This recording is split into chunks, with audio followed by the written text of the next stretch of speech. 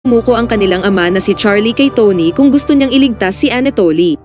Sa sitwasyong ito, nagtungo si Charlie kay Detective Marie upang makiusap na magulat sila ng peking opisyal na balita ng kanyang pag-aresto, nang sa ganun makapagtago siya upang lihim niyang salakayin si Tony at ang kanyang mga tauhan. At kapag matapos na ang lahat ng kaguluhang ito, handa siyang sumuko. Ang balita tungkol sa pag-aresto kay Charlie ng mga pulis ay lalong nagpagalit kay Tony. Ipinadala niya ang isa sa kanyang mga tauhan na nagngangalang Pascal upang patayin ang anak ni Charlie. Sumugod si Pascal sa kinaroroonan ni Anatoly. Pero hindi namalaya ni Pascal na sinundan na pala siya ni Charlie simula nang umalis siya sa bahay ni Tony. Tinangka ni Charlie na pasukin ang isang lumang bodega na napapalibutan ng barbed wire kung saan makikita si Pascal na pumasok sa lugar.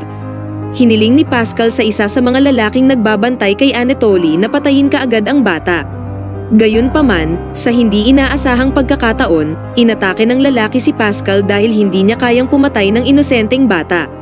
Sa kasamaang palad, ang lalaki ay sinaksak ni Pascal hanggang sa mamatay. Pagkatapos ay inihagis niya si Anatoly sa trunk ng sasakyan at naghahanda ng umalis. Samantala, nagawa ni Charlie na masira ang linya ng barbed wire pagkatapos ay sinundan niya ang kotse ni Pascal at tumalon mismo sa windshield. Nahulog siya sa lupa, ngunit nagawa niyang bumangon muli para labanan si Pascal. Sa huli, napatay ni Charlie si Pascal. Binuksan ni Charlie ang trunk ng sasakyan at binuhat si Anatoly. Pagdating sa bahay, sinabi ni Charlie sa kanyang pamilya na hindi na nila kailangan pang magtago dahil nagawa niya nang mapatay ang lahat ng tauhan ni Tony. Isang hapon, mag-isa si Tony sa kanyang bahay nang pumasok si Charlie na may dalang baril. Hiniling ni Charlie kay Tony na makipagkasundo dahil pareho silang nangako na maging magkaibigan hanggang kamatayan. Gayunpaman, ang mga pagsisikap ni Charlie ay natapos sa walang kabuluhan. Tinugon ni Tony ang paanyaya ni Charlie sa kapayapaan sa pamamagitan ng pagbuhos ng mainit na tubig sa mukha ni Charlie. Dahil dito nagpambuno ang dalawang magkaibigan. Sa kabutihang palad, nang si Charlie ay tumingin sa sulok, ni-raid ng mga pulis ang bahay ni Tony at inaresto si Tony sa mga kaso ng drug trafficking.